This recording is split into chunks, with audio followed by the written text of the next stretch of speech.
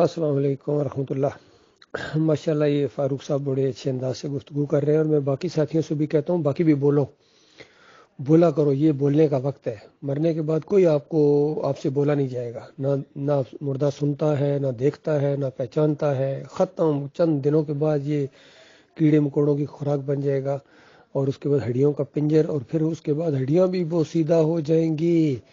اور میرے پیارے بھائیوں، یقین کرو، صرف اگلی نسل، یعنی انسان کے آگے نسل ہوتی ہے، بیٹے یا بیٹیاں ہوتی ہیں، اس سے آگے پوتے پوتیاں نواسے ہوتے ہیں، اس کے بعد آپ کا نام و نشان تک بھی نہیں رہے گا، نام بھی لینے والا کوئی نہیں ہوگا۔ اس لیے اگر آپ اپنا نام کو امر کرنا چاہتے ہیں، اللہ کے ہاں اپنے نمبر بنانا چاہتے ہیں، تو بولو، یہ بولنے کا وقت ہے۔ جس کے اندر بھی ایمان ہے وہ ضرور بولے، چاہے 2 الفاظ ہی بولے، کرنے کا مطلب بتا دے، اس کے اندر کہیں نہ کوئی جواب دے، تاکہ ہمارے ساتھی بولیں۔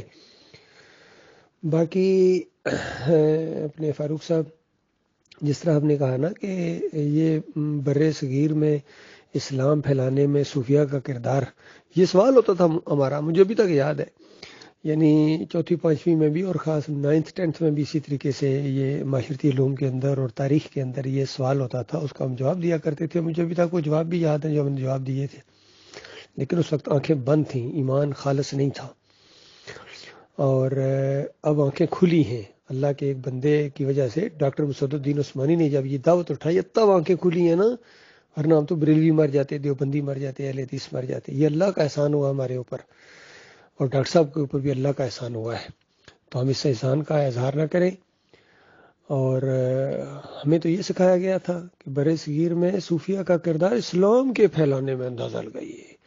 انشاءاللہ ہماری اگلی نسلیں پاس نہیں ہو سکیں گی امتحان سے جب تک وہ اس سوال کا جواب نہیں دیں گی کہ بر صغیر میں شرک پھیلانے میں، کفر پھیلانے میں صوفیہ کا کردار۔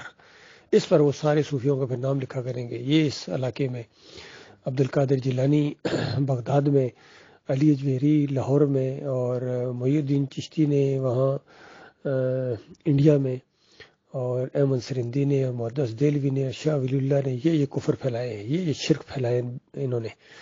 اور آج جو ہے اس کے بعد پھر یہ بھی ہوگا کہ یہ تاریخ بنتی جا رہی ہے کہ ایمانداروں نے ان کے خلاف آواز اٹھائی تھی اور قرآن و حدیث کی دعوت سامنے لے کر آئے تھے۔ تو یہ تو ہونے والا ہے، ہر آدمی اپنا اپنا کام کر رہا ہے، دیکھ لے کون کس کا ساتھ دے رہا ہے، کون ایمان عقیدے کا ساتھ دے رہا ہے، توحید کا ساتھ دے رہا ہے، اللہ کی کتاب کا ساتھ دے رہا ہے، اور کون اپنے اکابرین مشرکین جو مشرک مفسرین گزرے ہیں ان کا ساتھ دے رہا ہے۔ بتاؤ اللہ کے بندو، میں ایک مثال دیتا ہوں، جس طرح کیا نام ہے، تفسیر شبیر احمد عثمانی میں، یہ جو دیوبندیوں کی چوٹی کی تفسیر ہے، اور ایک عرصہ دراز تک سعودی عرب سے یہ مفت بہترین پرنٹنگ کے ساتھ فری تقسیم ہوتی رہی ہے، اور اس کے پہلے صفحے کے اوپر لکھا ہوتا تھا کہ شاہ فہد کی طرف سے امت مسلمہ کو تحفہ۔ اب غور کریں، ایک بادشاہ کی طرف سے امت مسلمہ کو تحفہ دیا جا رہا ہے، تو اس کے پہلے صفحے کے اوپر جو توحید کی پہلی آیت، کڑاکے کی آیت آئی ہے سورہ فاتحہ کے اندر، کہ اللہ تعالیٰ نے دعا سکھائی کہ ایاک نعبد و ایاک نستعین، کہو میرے بندو جب میرے سامنے ہو تو اس طرح مجھے کہو۔ اندازہ لگائیں میرے مالک کی شان کہ کس طرح دعا بھی سکھائی ہے، بندے کی زبان میں اس کو نازل فرمایا ہے، اور طریقہ بتایا ہے کہ اس طرح مانگا جاتا ہے، اس کی شان کے مطابق اس سے مانگو، اس کی پہلے تعریفیں کرو، پھر عہد و پیمان کرو، پھر سیدھا راستہ مانگو، اور اللہ تعالیٰ آپ کو سیدھا راستہ دکھائے گا۔ تو یہ کہتے ہیں قرآن پڑھو، آپ کو آپ پورا قرآن پڑھتے رہیں، پوری زندگی پڑھتے رہیں، جب تک آپ ایمان سیدھا نہیں کریں گے، اللہ کی طرف اپنا رخ نہیں کریں گے، فرقوں سے نہیں نکلیں گے، طاغوتوں کے اوپر لات نہیں ماریں گے، تو کس طرح آپ کو اللہ ہدایت دے گا؟ کیوں دے گا اللہ تعالیٰ آپ کو ہدایت؟ اللہ تعالیٰ اس کو ہدایت دیتا ہے جو اس کے دل میں اللہ کا وقار ہو، اللہ کی عزت ہو۔ تو اس طریقے سے یہ معاملہ آگے بڑھا ہے، تو یہ تاریخ بن رہی ہے، اور اس میں ہر آدمی اپنا حصہ ڈال رہا ہے۔ یہی آپ کا نامہ اعمال ہے، کل قیامت کے دن آپ کے ہاتھ میں پکڑا دیا جائے گا، یہ سارے منظر ویڈیو کی طرح آپ کے سامنے آئیں گے، آپ کے ہاتھ پیر گوئیں دیں گے، اور اس وقت آپ کی فیملی، آپ کی بیوی، آپ کے بچے آپ پر لعنتیں بھیجیں گے کہ بے ایمان، دعوت ایمان کی آ بھی چکی تھی۔ یہ اور بات کبھی آپ گھر میں نہ جا کے بتائیں، لیکن وہاں تو سارے راز کھل جائیں گے، ہر ایک دوسرے کے اعمال کو بھی دیکھ رہا ہوگا کہ آپ تو بحثیں کرتے تھے ایمان کے خلاف، آج یہاں لے آئے بے ایمان، ایسے خاوند تیرے اوپر لعنت ہے، ایسے بھائی تیرے اوپر لعنت ہے، ایسے دوست تیرے اوپر لعنت ہے. اور پھر چیخیں گے چلائیں گے کہ دعوت آئی بھی تھی مگر ان ظالموں نے ہمیں گمراہ کر دیا. اور پھر اپنے ناقابرین کی طرف دیکھ کے کہیں گے بے ایمانو تم نہ ہوتے تو ہم مومن ہوتے. اور پھر کہیں اللہ سے فریادیں کریں گے یا اللہ ان کے اوپر دور عذاب کر، جنہوں نے تیرے دین کا راستہ بدلی کر دیا تھا، ان کے اوپر دور عذاب نازل کر. اور پھر کبھی کہیں گے یا اللہ ہم نے اپنے بڑوں بزرگوں اور بڑے سرداروں اور بڑے لیڈروں اور امیروں کی اطاعت کی اور ہم نے اللہ اور اللہ کے رسول کی اطاعت نہیں کی. یا اللہ ان کے اوپر دورہ عذاب دے، ان کو ہمارے قابو میں دے تاکہ ہم ان کو اپنے پاؤں کے نیچے مسل دیں، اس طرح ان کے اندر سے ہوک اٹھے گی اور اپنے ہاتھ چبا جائیں گے. لیکن واپسی کا معاملہ نہیں ہے بھائی.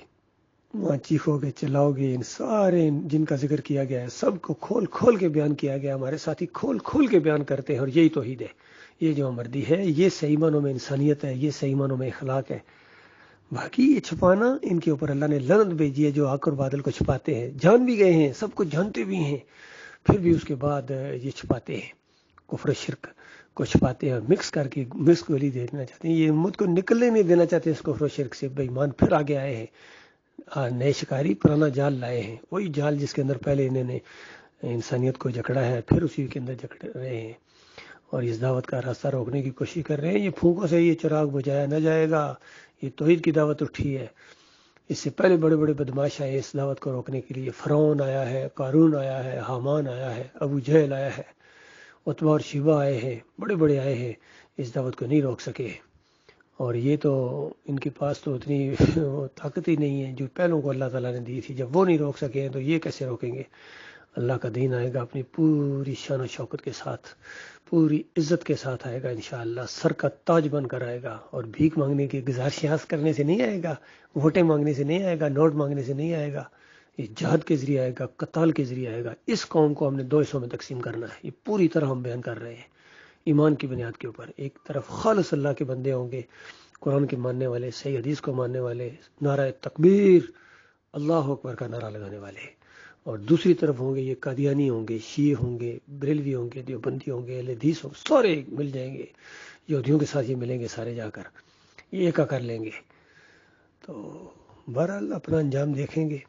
اللہ کا لاکھ لاکھ شکر ہے، مالک نے ایمان کی سمجھ دی ہے، یہ جرت بھی دی ہے، یہ اس کا احسان ہے. یقین کیجئے یہ دین اسلام کی پاور ہے. یقین کیجئے ہمارے اندر کچھ بھی نہیں ہے، یہ اسلام اپنی پاور رکھتا ہے، طاقت رکھتا ہے اور آنکھوں میں آنکھیں ڈال کے بات کرتا ہے اسلام اور کافروں مشرکوں کا پتا پھاڑ دیتا ہے. یہ طاقت والا دین ہے. توحید سے بندہ دلیر ہوتا ہے اور شرک سے بندہ بزدل ہوتا ہے.